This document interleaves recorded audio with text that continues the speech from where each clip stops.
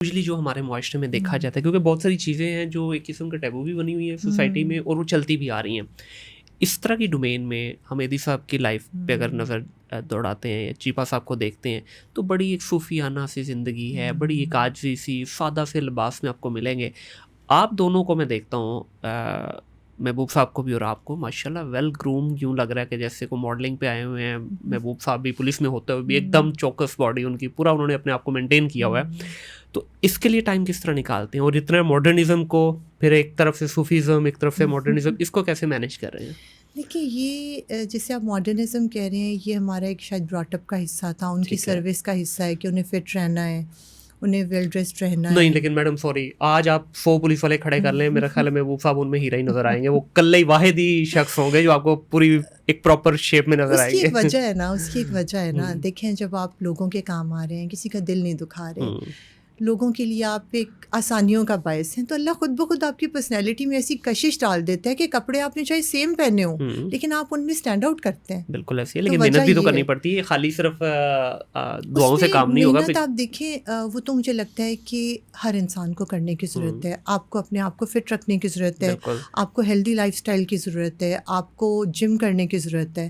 तो मुझे लगता है कि ये 2-3 चीज़ें हैं जो हर किसी को अपनी लाइफ का हिस्सा बनानी चाहिए आजकल के दौर में, जबकि ज़ाहिर है इतनी ज़्यादा प्रॉब्लम्स हैं, इतनी ज़्यादा एंग्जाइटी का टाइम है, इतना ज़्यादा वर्कलोड होता है हर किसी पे। तो ये चीज़ें तो वैसे ही हम सबको, वैसे भी मुझे लग रहा है आप दोनों ने ना किसी बाबे से दम करवाया हुआ है एज रिवर्सिंग का। ठीक है, वो भी माशाल्लाह जो अपनी एज बताते हैं उससे 10-15 साल छोटे लगते हैं। आपकी एज में पूछूंगा नहीं, लेकिन आप भी 30s में लगती हैं। तो कोई मैजिक है कुछ खाने पीने में, इस तरह की कोई डाइट यूज़ कर रहे हैं या वर्कआउट है? नहीं, मुझे लगता है कि देखें, ज़िंदगी को आप जितना सादा रखेंगे ना उतना चीज़ें आपके लिए आसान होंगी और उतनी जो है ना आपकी, आप कह लें कि एजिंग भी थोड़ी डिले हो जाती है। इसको आप रोक नहीं सकते, एक नेचुरल प्रोसेस है और रुकना चाहिए भी नहीं। लेकिन हाँ, थोड़ा सा अगर आप इसको एक नेचुरल तरीक़ों से रखें, ऑब्वियसली आप, हमारी डाइट बहुत सादा है, मेरी और महबूब की, कोई मानेगा नहीं, बट जो हमारी खुराक है ना वो कोई सोच नहीं सकता क्या। और हम घर का खाना खाते हैं, सही, जौ की रोटी खाते हैं। अच्छा। और देसी घी में पका हुआ खाना खाते हैं, बिल्कुल सादा सा दाल सब्ज़ी मटन थोड़ा बहुत, वो भी कोई बहुत ज़्यादा मीट लवर नहीं है।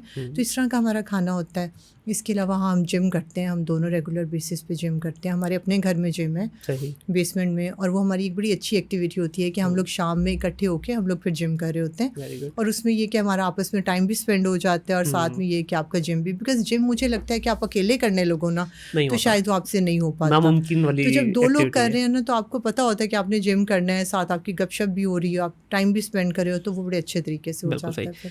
दोबारा मैम आते हैं थोड़ा सा आपकी पर्सनल लाइफ में, आपका ज़रिया मुआश क्या है?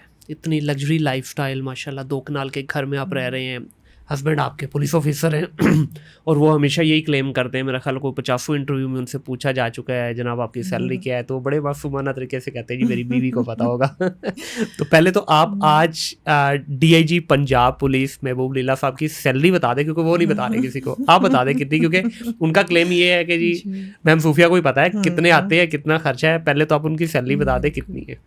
जी, उनकी सैलरी बेसिकली जाती तो उन्हीं के बैंक अकाउंट में, लेकिन वो इतने सादा और मासूम इंसान हैं कि उन्होंने, जिस दिन हमारी शादी हुई थी ना, उन्होंने अपनी सलामियाँ भी मुझे दे दी थी। उन्होंने कहा था कि ये तुम्हारा डिपार्टमेंट है, तुम ही संभाल लो।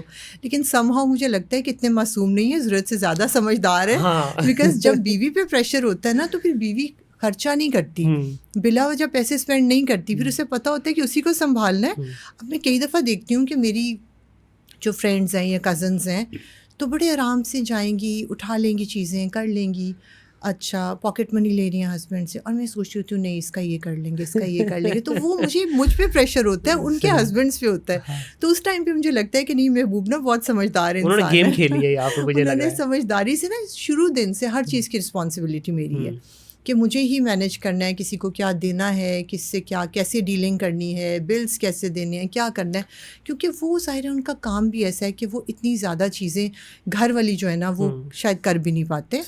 तो प्रोफेशनल एक वो ख़ासे माशाल्लाह कॉम्पिटेंट ऑफिसर हैं, तो वो ज़्यादा ध्यान उनका जो है ना अपनी लाइफ पे और अपनी जो है पुलिस सर्विस पे और अपनी उस तरह की चीज़ों पे ज़्यादा उनका। बिल्कुल सही है। सैलरी नहीं बताई आपने? सैलरी उनकी कुछ टैक्सेस वैक्सेस कट के कुछ 5 लाख के करीब 5 लाख के करीब टेक होम है। हाँ जी। आप इसके अलावा आप देखें ना कितने उसमें और बहुत सारी, हम सिर्फ वो देख रहे हैं ना कि जो बहुत सैलरी सारे है मिलते हैं, बहुत ज़्यादा होते हैं कि आपके पास गाड़ी है, आपके पास ड्राइवर है, आपके पास स्टाफ है, अगर आप वैसे लाना शुरू करें तो वो कहाँ बात जाती है। लेकिन यहाँ पे एक और भी तो बात मैडम है ना कि देखें जितना स्टाफ मिला है, सब कुछ मिला है, उनके खर्चे भी तो फिर है ना। बिल्कुल। देखिए अब ऐसा तो नहीं कि गवर्नमेंट उनको खाना तो नहीं खिला रही होगी, आई एम श्योर वो आप लोग ही खिलाते होंगे।